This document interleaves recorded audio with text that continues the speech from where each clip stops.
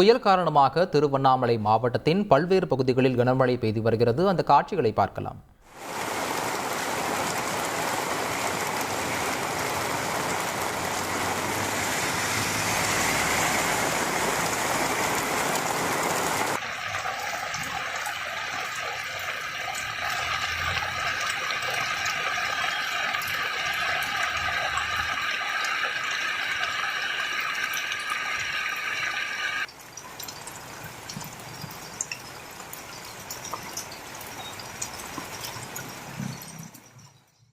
இது குறித்த கூடுதல் தகவல்களை செய்தியாளர் குரு தண்டபாணியிடம் கேட்கலாம்.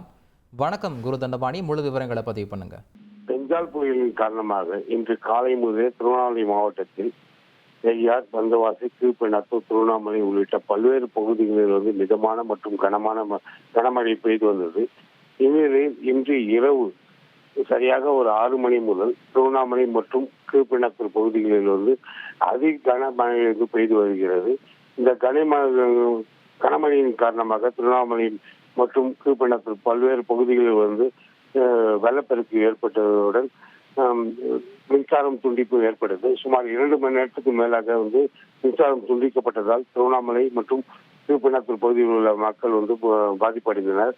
தற்போது கனமழை குறைந்து சீரான இடைவெளியில் மிதமான கனமழை பெய்து வருகிறது.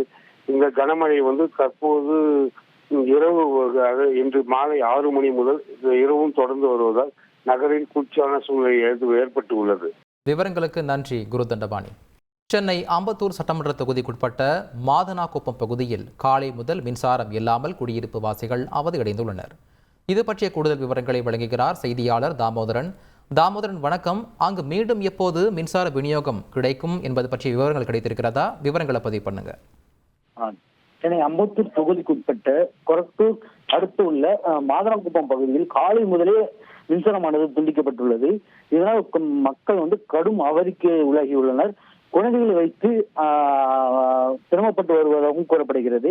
இந்த நிலையில் சென்னை அம்பத்தூரை அடுத்துள்ள கொரட்டூர் பகுதியில் உள்ள மாதனாக்குப்பம் பகுதியில் 2000க்கும் மேற்பட்ட குடியிருப்பு பகுதியில் உள்ள குடியிருப்புவாசிகள் வசித்து வருகின்றனர். இந்த நிலையில் மாதாவரம் பகுதியில் உள்ள புழல் பகுதியில் மின்சார வாரிய அலுவலகம் அமைந்துள்ளது. இந்த அலுவலகம் தற்போது அம்பத்தூர் தொகுதியில் உள்ள மாதாங்குப்பம் பகுதிக்கு மின்சாரம் விநியோகிப்பதில் தாமதம் வந்துள்ளது. இது குறித்து மின்சார அலுவலர்களிடம் தொடர்பு கொண்ட போது மின்சார அலுவலர்கள் தற்போது சரியான முறையில் பதில் அளிக்காமலும் தாமதம் காத்து வருவதாகவும் கூறப்படுகிறது. இதனால அந்த பொதுமக்கள் மிகவும் சிரமத்தில் உள்ளாகி வருகின்றனர். விரிவான விவரங்களுக்கு நன்றி தாமோதரன். செய்திகளை உடனுக்குடன் தெரிந்து கொள்ள உடனே சப்ஸ்கிரைப் பண்ணுங்க.